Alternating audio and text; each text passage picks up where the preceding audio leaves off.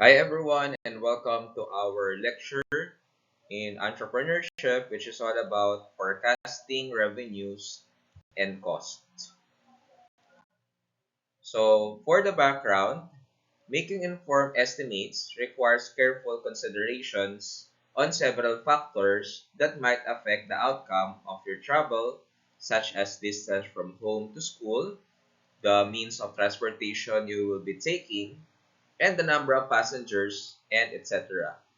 Traveling from home to school on regular basis had helped you arrive with an estimate that was very close to the actual time of arrival. Considering these factors are essential in making informed estimates by the entrepreneur, since the business he or she is venturing hasn't started yet. It is important that these factors affecting forecasting will be determined to better help him or her in making the best decision for the business. The entrepreneur, after realizing the potential for profit of his or her business concept, the next step is to estimate how much the revenue is on daily, monthly, and annual basis before going to forecasting and projecting the revenues of the business. So let us first what revenue is. So sabi dito class no na pag tayo daw ay mag-estimate no, magkakaroon tayo ng mga assumptions or estimates, especially in forecasting and projection. We have to determine the different factors no na nakakaapekto doon sa forecasting natin. Okay?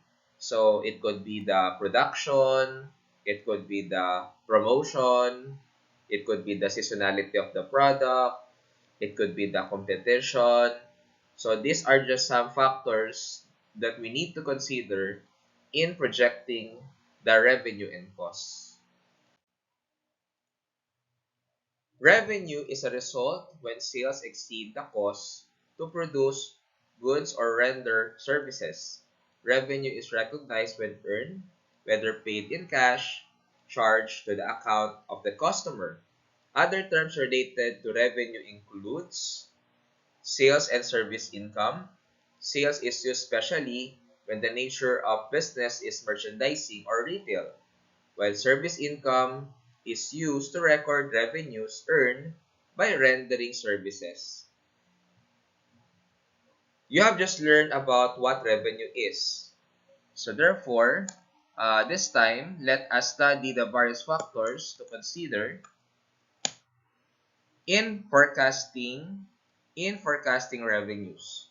The entrepreneur would want his or her forecasting for his or her small business as credible and as accurate as possible to avoid complications in the future. So sabi dito, no, pag tayo daw magpo-forecast is we want to ensure na credible daw and as much as possible accurate yung ating forecasting para ma-avoid natin yung complication. And normally, ang ginagamit na term for merchandising business or retail is sales, while for service business is service income. In estimating potential revenue for the business, factors such as external and internal factors that can affect the business must be considered.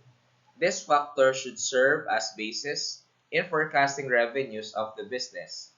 These factors are: 1. The economic condition of the country.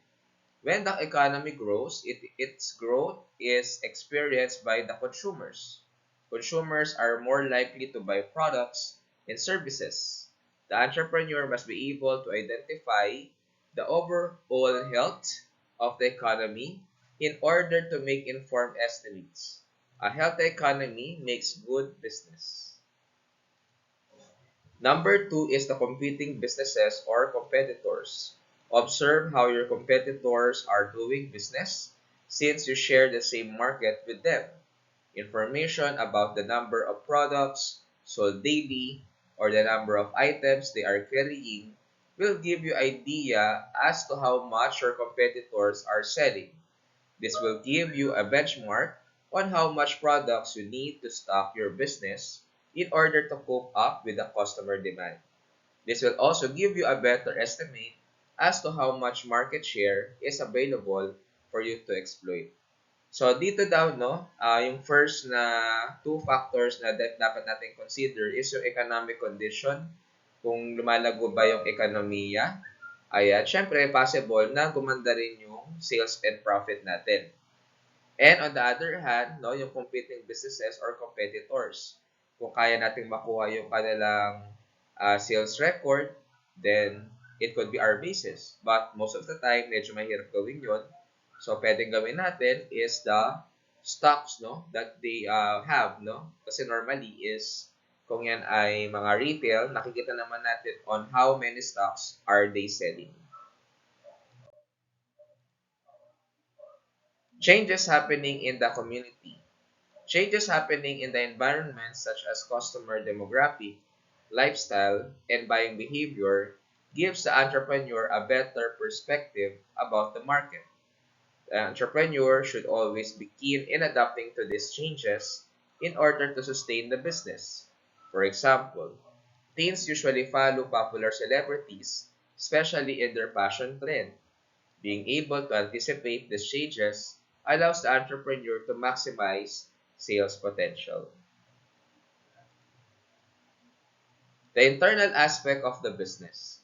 Another factor that affects forecasting revenues in the business itself is plant capacity often plays a very important role in forecasting. For example, a puto maker can only make 200 pieces of puto every day. Therefore, he or she can able to sell as much as 200 pieces of puto every day.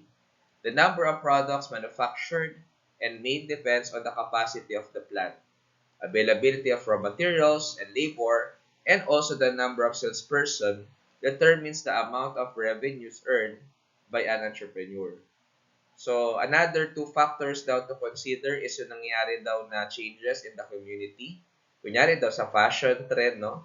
Kung na-anticipate daw natin yung pagbabago sa fashion, then pwede daw nating i-maximize yung sales potential. Ganon din naman, internal aspect of the business. Kunyari, yung production nyo, yung plant capacity nyo, kaya nyo lang gumawa ng 250 pieces. So therefore, hindi naman pwede mag-forecast ka ng more than 250 pieces a day dahil ang capacity mo lang is 250 pieces. Now that all factors affecting forecasting revenues are identified, you can now calculate the project rather potential revenues of your chosen business. The table below shows an example of revenue forecasted in a ready-to-wear online selling business. Example, Miss Fashionista recently opened her dream business and named Pit Moto Ready-to-Wear Online Selling Business, an online selling business which specializes in ready-to-wear clothes for teens and young adults. Based on her initial interview among several online businesses, the average number of t-shirts sold every day is 10, and the average pair of fashion jeans sold every day is 6. From the information gathered, Miss Nista projected the revenue of her Fitmoto ready-to-wear online selling business. So dito, no, ang ginawa natin is we try to interview some of those business who are already selling this type of products. Then, yun nga, average daw is 10. Then, for the t-shirts, no, and average of 6 naman for the jeans. So, from that point of view, pwede na tayo magkaroon ng idea magkano ba yung possible projection natin dun sa ating Fit Motor Ready to Wear online selling business. She gets her supplies at a local RTW dealer in the city. The cost per piece and t-shirt is 90 pesos, while a pair of jeans costs 230 pesos per piece. She then adds a 50% markup to every piece of RTW sold. Markup refers to the amount added to the cost to come up with the selling price. The formula for getting the markup is as follows. Markup price, which is cost, times the desired markup percentage, which is markup for t-shirt is 90 times 0.5, while markup for t-shirt is 45.